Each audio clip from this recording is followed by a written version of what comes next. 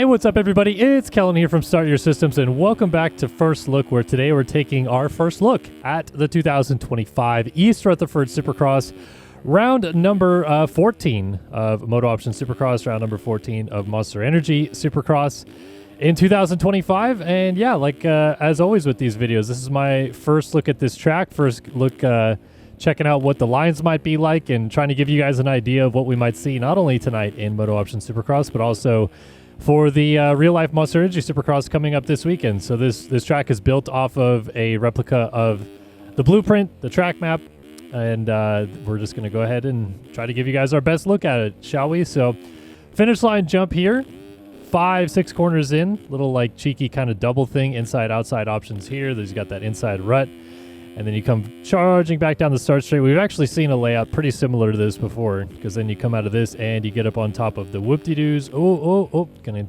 get taken down right there. We got 2 back-to-back sets of whoops, which is actually kind of interesting because we have not had many whoops at all this year, and when we do, it's usually only one set. So back-to-back sets of whoops is going to be an interesting thing for these guys to deal with. And we come out of here, looks like you can go left and kind of just go like this, or maybe even 4-2 into that corner, and you might be able to go on-off out of the other one. Triple in here seems like it's going to for sure be the way to go, and then I guess you would just triple again, double into the corner. Yeah, I don't know if there's going to be anything else there. Maybe a quad single before the corner, but that kind of that whole section to me just feels so much like what Philly was this past week with their rhythm section. It just doesn't have a tabletop. It has a taller 5-foot single instead of a tabletop. Got an on-off right here, maybe over table over single option, and then over the finish line jump we go. So let's try a couple things out here today and see if we can figure some different options out. I think for me, the main thing is really just about getting through the whoops cleanly every lap. For me, whoops are still a bit of a problem area as I'm getting more and more acclimated to these Supercross tracks this year. But we made it through those whoops this time. So it looks like I said, if you go outside here, you can jump up onto this table off. That probably is going to be the way to go for a lot of guys. I don't know. I want to check up here and see if we double in 3 again, and then, yeah, 3 into the corner. But then you have to go outside. I don't think that's going to be a line unless you ride a 250. Maybe some 250 guys will want to take that, but can't imagine many will be interested in that. I guess you could go 2-2 here just to keep speed up. But I think a lot of people are going to want to triple out of that corner. And then definitely over table over single is slower, but sets you up to do this inside a little bit easier. I don't know, pretty unique track because I feel like there's not a lot of good flow to it. It feels, I would describe it as what I would call notchy, where everything kind of doesn't come together in a very fluid way. Like the U-turns, the 90s, everything feels so kind of fast and busy. Busy is a good word for this track again as well. But definitely could make an interesting challenge, not only for the guys tonight, but on Saturday as well. And it does sound like we're going to get some good weather on Saturday. There was a potential for some rain, at least on Saturday, that's kind of gone away. There's still going to be a chance of light rain, but definitely nowhere near what we saw at Foxborough. And even before Philadelphia, we got some rain too. So that's kind of good news there. All right, can you go? Yeah, so you can definitely go all the way over the big right here, but you're in the air for a super long time off that, so I don't know that that's going to be an option many people even want to do. And then definitely here, and then I guess you could 4-1 into the corner to make that apex a little bit smoother. If I was on the far left side of the track, that would be a little bit easier. And then definitely, I mean, can anybody quad this? Maybe quadable. I'll try it next time by.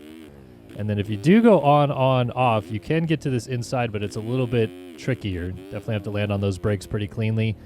And this little like step double thing kind of ruins the inside for me, because the inside would have been really good if it was just a roller and you could kind of roll off of it into it. But trying to get over that double and then still make the inside roller pretty cleanly is actually going to be kind of a bit of a challenge for guys, because I think you're going to be like seeing guys go over that. Their rear tire is going to drag off of that taller of the 2 singles, and then you'll have guys kind of nose into that inside rut and go down. So, I mean, I already kind of did it once, but I think you're going to see that a little bit more often. And then definitely here for me, it seems like on-off is going to be the way to go. So on-off 3. That 3 into the corner isn't even really that big. Like, you stay pretty low off of it. 3 in here, 3 again. And then, like I said, if you can quad this and stay a little bit lower to hug this inside, they put a pixie stick up on the little UFO tough block right here. But if you can kind of scrub speed into the corner and land off this single and kind of like apex it like right there into this triple phase, like you'll be saving, excuse me, a lot of time. Just obviously got to stay on the track. Meant to try to go for the quad this lap. Oh, man, I think when there's a good rut there, that's going to be something that might be doable for the 450 guys. 450 guys are always insane at figuring out ways to pull off some random big lines like that. Trying to think what else I could try here. Like, I feel like the on-offs before the finish is going to be the way to go. I think for the most part, people will want to go inside here, but there's nothing wrong with doubling to the outside here and then using the banking of the berm to get a good drive down the straightaway. If you can, they kind of establish a good rut even coming out of that corner, it might be even more viable than the inside as you get later in the race. And then, yeah, the whoops for me is just, you know, they'll be better when they get beat down for the night show. But when they start fresh like this and they're pretty peaky, and both sets look to be just about identical to me, they're definitely going to be some problem areas for guys. Like even that last whoop is pretty big. Like I'm surprised they didn't knock that one down a little bit on exit coming across the start straight. I guess they're just trying to make sure that people hit all 9, but that one's a pretty big one. Definitely like this outside option, jumping up to here, off, triple into the corner. And then let me try to cut down again and 2 in and see if there's anything good about this. I mean, not really. Just because like even to triple to the inside right here, you're just kind of not really carrying a lot of momentum. Like it's very stop and go. I meant to try to quad this again. Like 3ing that in is so easy. Like I would imagine everybody on a 250F is going to get that 3 in right there if they really want to. So can't imagine those guys aren't quadding either. Ooh, jumping off the track a little bit right here. All right, let me try to put like one full lap together. I mean, obviously this is not going to be one full lap. I already jumped off the track on the finish line, but try to make something happen out of it. Second gear into the whoops to get up on top a little bit better. And then, oh man, those last 3 bit me. My suspension works much better if you're going really, really fast through the whoops because it kind of clips each one a little bit better. But hitting them in the gear that I hit them makes it much more difficult. And a lot of guys go 5th gear, like 50% throttle through the whoops and just kind of blip, blip, blip, blip, blip. But I've never been good at that. I grew up in an era with the game where everyone was kind of just wide open in the whoops and built a setup that worked for it. And I never could adapt to the more modern technique that everyone has now. But it's pretty much why I retired 8 years ago from the game. All right, so 3, 3, 4. Oh, a little short. Now 4 is actually kind of big. I feel like the tabletop 4 at Philly last week was a lot more just kind of like another triple in the rhythm section. This 4, it seems like you really have to get that triple before it pretty clean to kind of land in that pocket and oomph off of the next one really well. Oh, a little bit short right there. It feels really nice if you get that table over single to the inside, but you just lose so much time in the air, I feel like. All right, so we'll try to get a decent lap in here. Go to the berm, charge back down the start straight into this one. Get some good drive through here.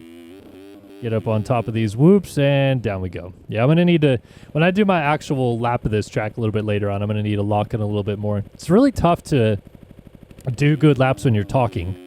That's always been one of my problems with like trying to stream when I was racing, is to entertain the chat and like talk about what's going on and stream at the same time is difficult. And I know a lot of the streamers in this game don't really talk while they're racing, but to me that was never like an enjoyable experience personally. I always wanted to try to entertain and like say, oh, you know, we're making a pass or we're moving forward or just react to stuff.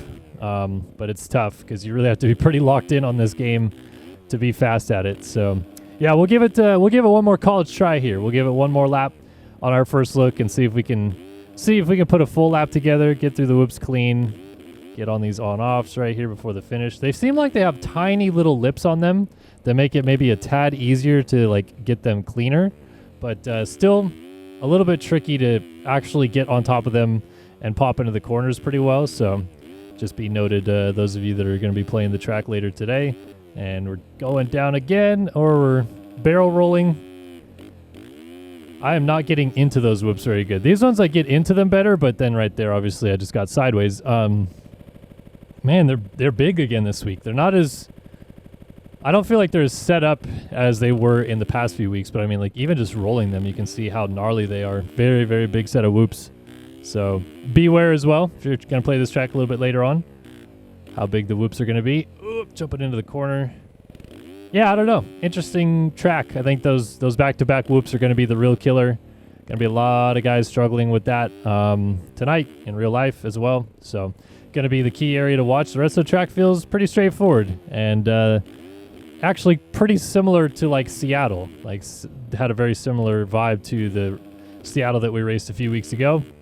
But it's still a cool track. So big thanks everyone for tuning in. Hopefully you guys enjoyed our first look here at East Rutherford 2025. If you have any comments, questions, or concerns, let me know in the comment section below. Happy to get down there and chat with you guys. But we look forward to seeing you guys in the next one. So long for now. If you liked that video, be sure to subscribe to the channel for much more motocross gaming content.